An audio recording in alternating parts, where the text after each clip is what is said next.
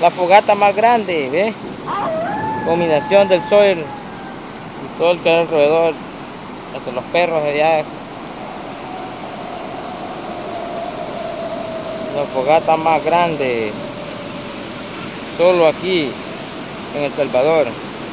Saludos a todos los youtubers aquí que los ven, los del Facebook, Instagram y WhatsApp, todas las redes sociales. Estamos aquí en la playa cantando de una linda fogata pequeña era, pero la hicimos bien grande. Mide casi como unos 10 metros.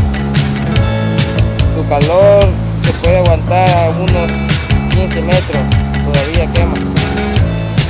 Pero ahí estamos. Y por allá atrás vemos el sol.